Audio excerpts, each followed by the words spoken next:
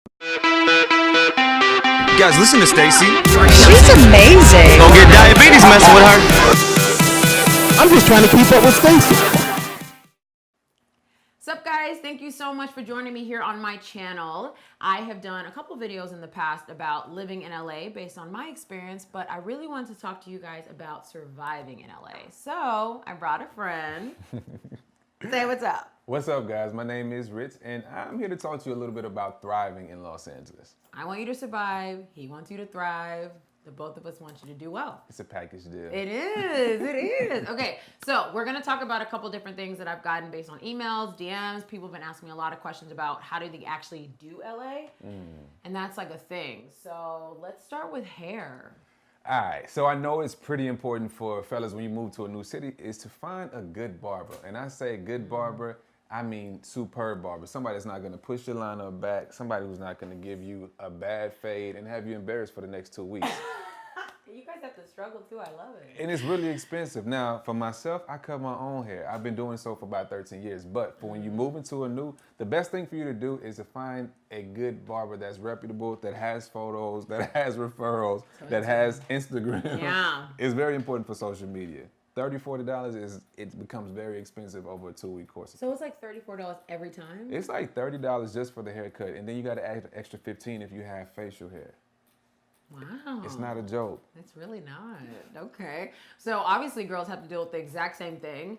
I would say right now I have 3 suggestions for you. Kelly Wood, her handle's gonna be below. K Dash, her handle's also gonna be below. And Kaya Wright, all amazing hairstylists in LA. But if you aren't able to go to any of them, Instagram is your friend. I feel like women should have at least No. 4 or 5 wigs. I have this friend. I'm done. I'm not gonna say her name, but she has so many wigs. So whenever she goes up for an audition, she has a classy wig, a trashy wig, a jazzy wig, a nerdy wig, and they work for her because she doesn't have to worry about maintaining her hair. She protects her hair, she protects her edges. Oh my God, the edges, guys. So it's important. I don't know a lot about women's hair, but I guess make sure it smells good and that you wash it. Because the worst thing you can do is move to a new city and get a bad reputation for stinky weave. Wow. Do you know anyone with stinky weave? I do know a couple people with bad stinky weave. We are so sorry. Okay, next topic. Anything to do with 4 wheels. Your car. Traffic, the highways, the byways. I don't think I'll ever get used to the traffic in Los Angeles. I know, it's just sucks. Like, we can't even lie to you. I'm not gonna lie, it's not good. But there are some ways you can beat it. Yes, exactly. Like if you have somewhere to be at 3 p.m., you need to leave by at least 1:45. It gives you time to get there, to beat traffic, and to find parking all at the same time. Anyway, get a $10 roll of quarters. Please have one in your car almost at all times, because everywhere you go, not everywhere, there are places you don't have to pay. But I don't know 99.9% of the time, you're I gonna was have like, to pay. yeah, so please have quarters. And if you don't, the debit card thing is so real. It is real. You just have to worry about scammers. Like, what? it's a big thing. You mean like people like people swiping your card or walking down the street or like having those machines that don't. It's some sketchy places in Los Angeles. Very true. And if you're using your debit card, it's kind of like, okay, it's only 75 cents today, but tomorrow it might be your whole entire account. Oh my gosh, we don't want that to happen. So please check your debit card. I guess he's saying check your statement like every 5 seconds. Don't do that, Not but every 5 seconds. you know, maybe every 3 minutes. Okay, so while we're on the topic about money, let's talk about spending it wisely. Balling on a budget. On the biggest budget you've ever heard of or seen. It's gonna be great. So, okay, advice about balling on a budget. You go. Balling on a budget. You need to set a weekly amount that you are comfortable with spending. Yes, I like that. Listen, people will tell you to meet them for lunch, dinner, happy hour, drinks. Don't do it. Don't waste your money. Don't waste your time. Now, people are great, but if you can't call them on the phone and have that same conversation, you don't need to go to lunch with them. All those, let's do brunch. Let's meet up for lunch. Oh my God, we'll see you next week, right? No. Whatever it is, Yes. don't spend $100 a week on going out to eat. They're like, hey, can I borrow? No. Well, I'm not going to interfere with what God has for you. He's trying to be petty. Okay. There are a lot of restaurants in LA that you can definitely ball on a budget with and enjoy. Actually went to one today that happened to be in Burbank. Anyway, that happened to be in Burbank. In Moving Burbank, the land of freedom. Culver City. Anyway, so what are your favorite restaurants? I don't know. Maybe all of the chain restaurants because I'm a transplant here. So Yeah. things like BJ's, the bar in Hollywood called Tequila. There's, of course, I like Chick-fil-A. I try not to eat it because everybody in Los Angeles is on a diet. But me. What else? There's another place called the Griddle Cafe. The griddle is so good. And it's cheap. It is. It's so good. Okay, my favorite all-time restaurant in Los Angeles is Sal's. The best restaurant. It is on Melrose. It is so good. It's so affordable. The owner is amazing. Hi, Sal. Yo, another one is Crave. Crave is really Crave is affordable. fire. And it's 24 hours. It's open 24 hours. Yeah.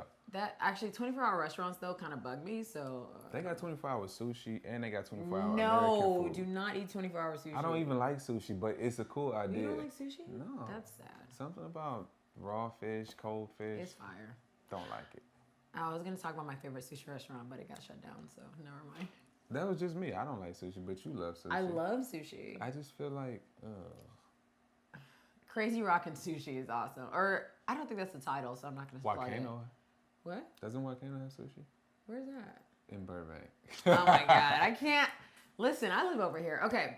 You need to eat at happy hours if you're gonna go out to eat. Yeah, like I said, go out to eat sometimes, but not with everybody all the time because it's really not that necessary. Find friends that respect your wallet. Yes!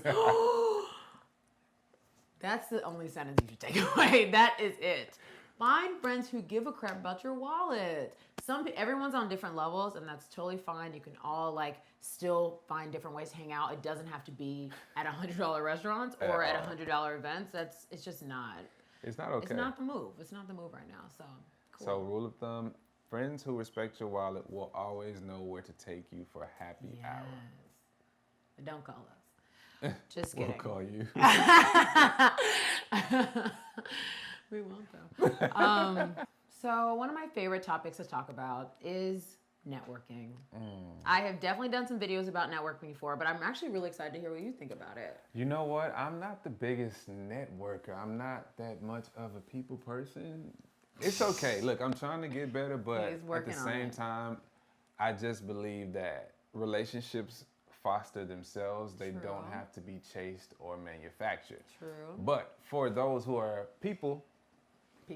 Okay, those who are people, networking is very important. It's very important to follow other people. Don't become one of those people that says, hey, I'll see you next week, and you never reach back out to see that person next week. Most of the jobs I've gotten have been because I kept in touch with somebody, relationships.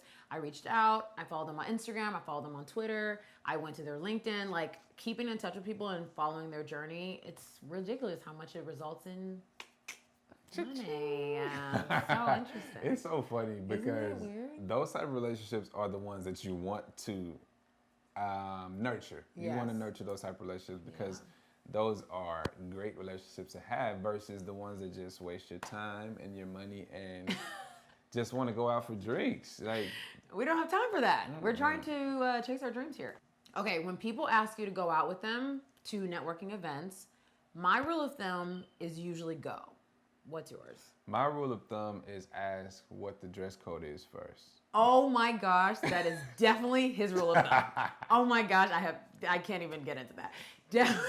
No.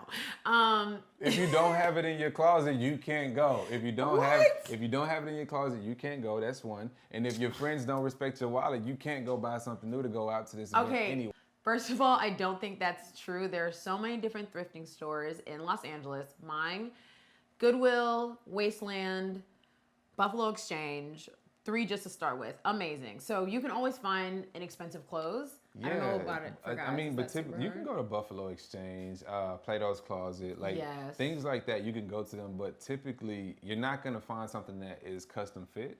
And a lot of times when I go thrifting, I have to take it to a tailor to get it fit to my body style. So when somebody invites you to go out with them for an event, ask for the dress code. I would say go if you feel like you're comfortable because the more you say yes to events, the more you get to put your name out there, the more you make relationships, the more you are, I don't want to say on the scene, because that's not really the thing. It's not on the scene. It's more of like the more you get to see what's out there and the more you get to learn from people and the more invites you get in the future. But make sure the event makes sense For your Yes. brand, for your wallet, for your gas tank. Make sure it makes Yes. sense for you. Don't just do the most, because it's not necessary. And all of this stuff usually comes all the way back around. And the same people as well. Very true. So when you are trying to network with people, let's say you're at an event, don't be awkward. Sometimes that can be tough. I get it. So let's say you go to the event and you don't know anybody. Sometimes you go by yourself. I encourage going by yourself to places because it gets you out of your comfort zone. So that's me. You don't think so? I mean, I think it's a cool thing. I go to a lot of places by myself because you leave when you want to, you show up when you want to, and you don't have to worry about making sure everybody gets home safe. But I would say that if you're gonna go to an event, it's probably good that you turn your phone off for a while, or don't put it on Do Not Disturb or something like that, because it's not a good look to go out to an event and always have your nose in your phone. Okay, guys, so those are a few tips for surviving and thriving in Los Angeles. Hopefully this video helped you guys. Thanks so much for watching. You guys can check me out on Twitter and Instagram at OneTakeStace. And you can follow me on Facebook, Instagram, as well as Twitter at Ritz J Williams. He has a good page, so follow him. Hers isn't so bad. Yeah, mine's actually better. Make sure you click the link below. Make sure you subscribe, share with friends, leave comments, concerns, or insults, but don't leave insults. Leave them. They're kind of funny. We might read them out loud. Actually, that'd be funny. Next video. Thanks, guys. You guys, listen to Stacy. She's amazing. Don't get diabetes messing with her. I'm just trying to keep up with Stacy.